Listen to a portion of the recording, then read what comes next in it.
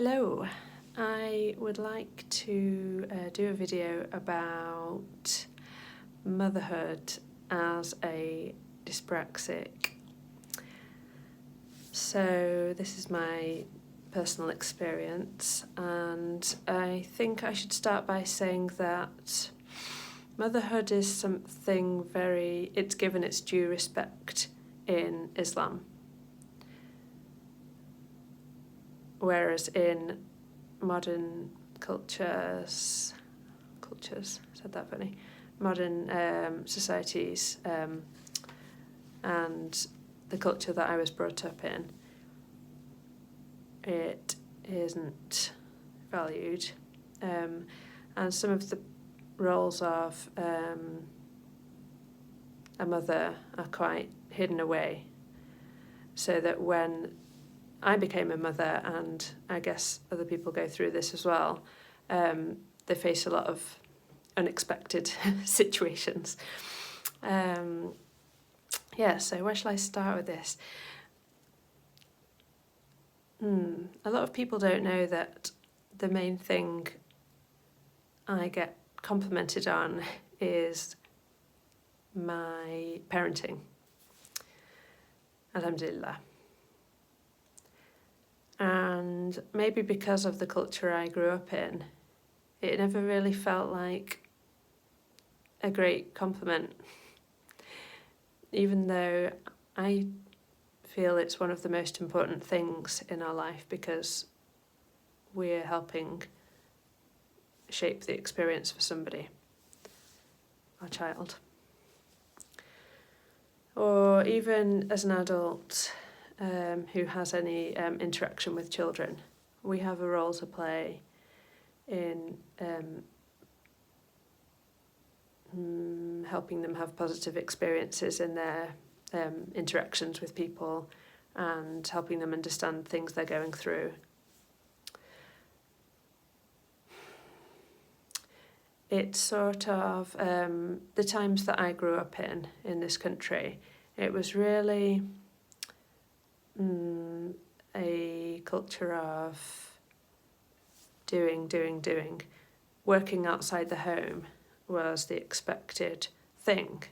And even by the time I was going to become a mother, do you know what people used to ask me? Everybody, the only thing they used to ask me is, "Oh, right, so you're expecting a baby. When are you going back to work?" I'm not joking. Everybody used to ask me that. I didn't answer because I already knew I didn't want to go back to work. I've got stuff to do. I've got humans to protect. Inshallah. Why are you asking me when I'm going back to work? This is what everybody said.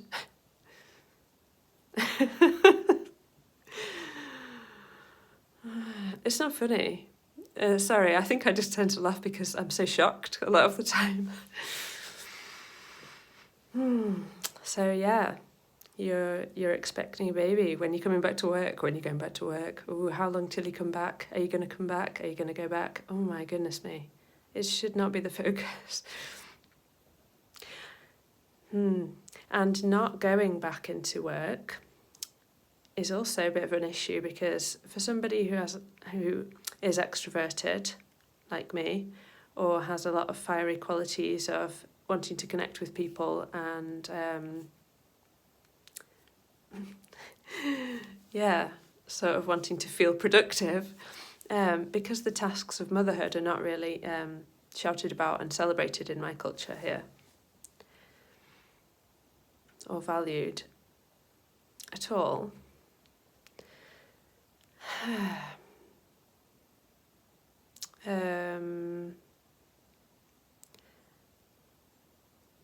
Yeah, you can see my dyspraxia coming into play because I'm trying to remember how I started that sentence. Right, so because, what was I going to say? What was I saying a minute ago?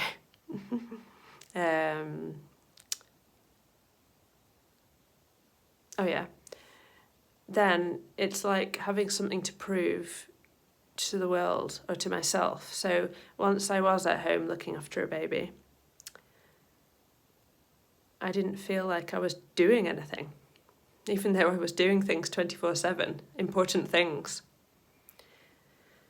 Yeah, and then not having that kind of external interaction anymore, especially as a disabled parent.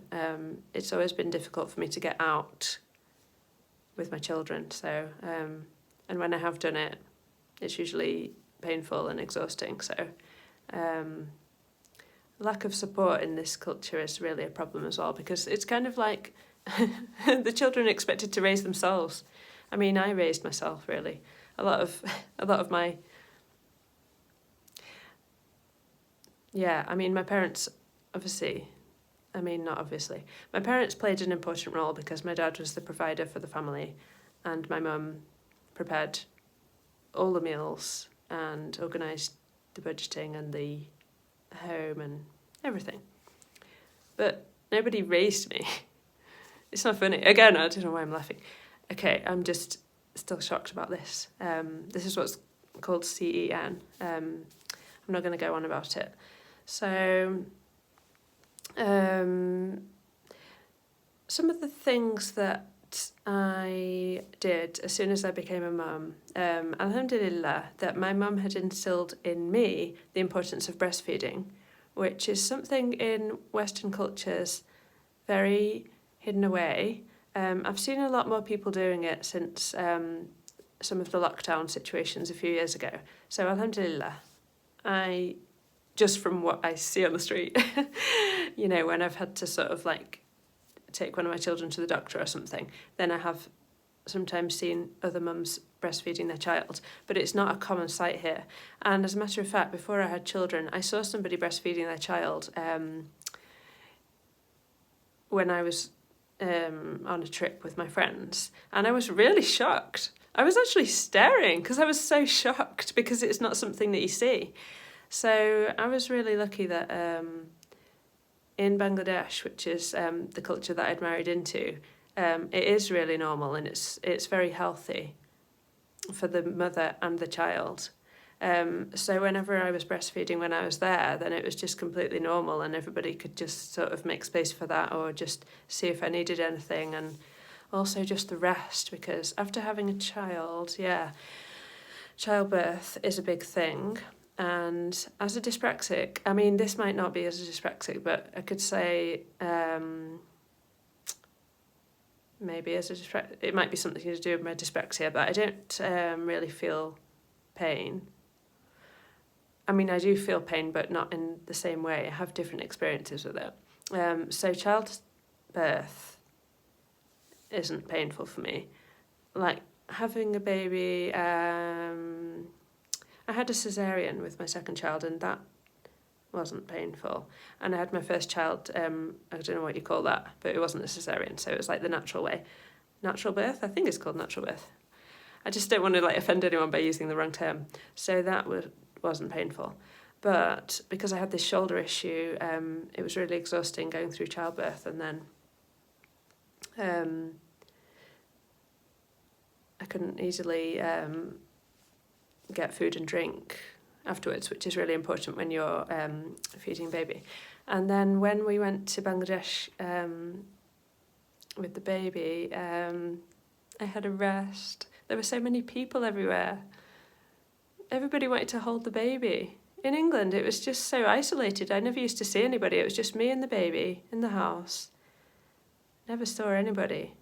Nobody called, nobody came over, nobody stayed with me, no way, not even once, with my first child. And if I wanted to do anything, like go somewhere, it was a really big deal, so I didn't really manage that easily. But when we were in Bangladesh, there were people everywhere, and then everybody went to hold the baby, then they went to keep the baby and just bounce the baby around and play with the baby and look after the baby, and then every now and again, the baby wants milk, and then they just used to come and wake me up. They just let me rest. We don't have that here. Well, not in the circumstances I've been through. Maybe some people here, maybe they are going through more supportive environments than what I had, but for me, it was really just the most lonely thing, one of the most lonely times that I'd been through. watching the clock, waiting for my husband to come home from work. It was really, yeah, it was very isolated. So, motherhood, yeah.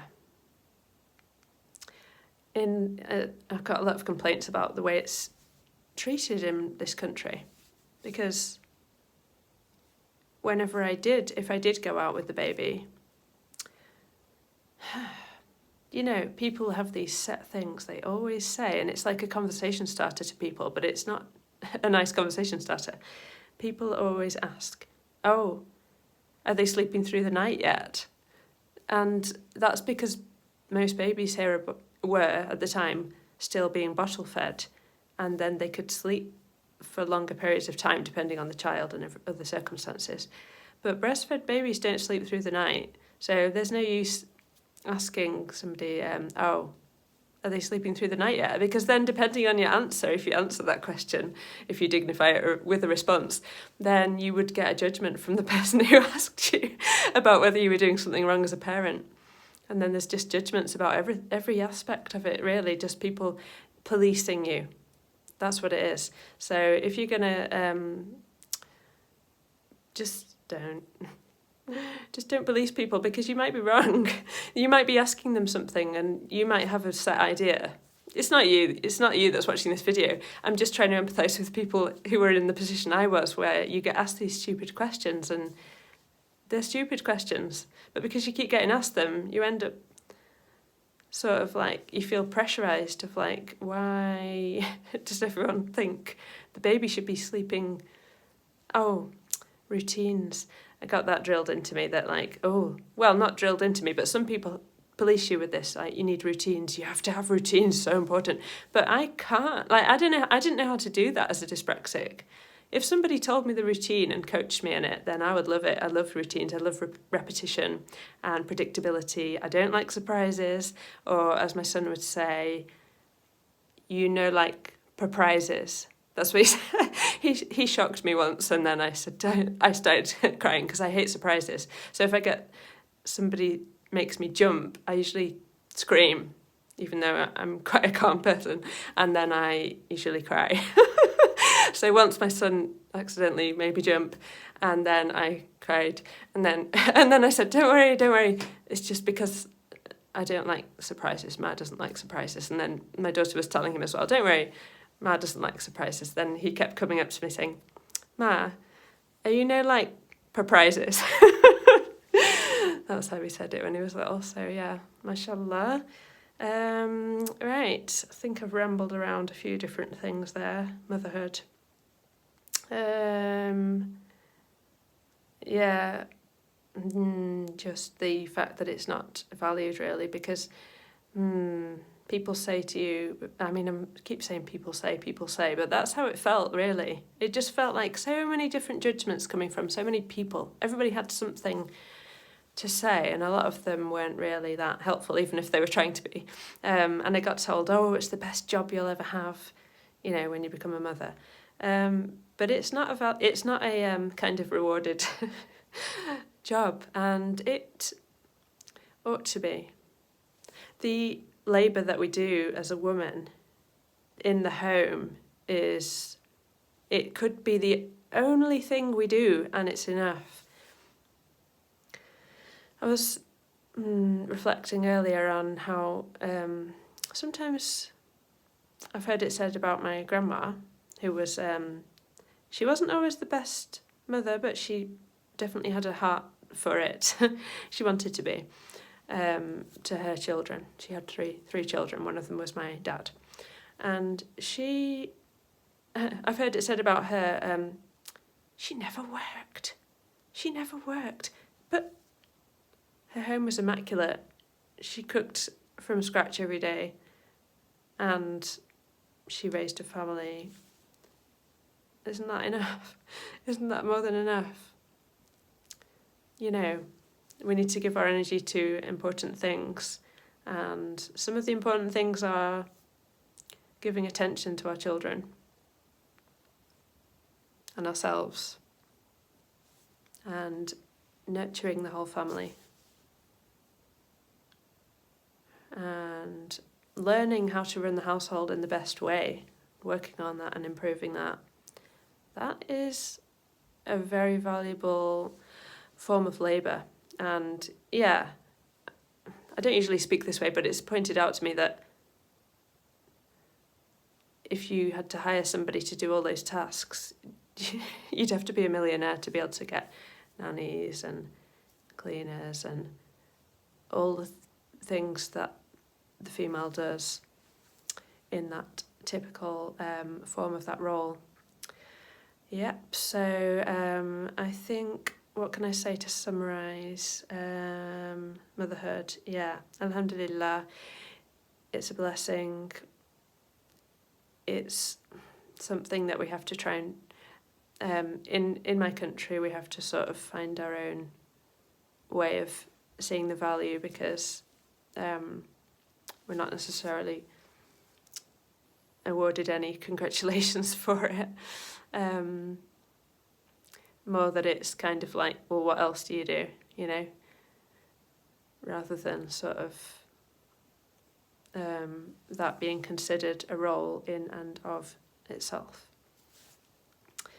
Yep, all right, thanks.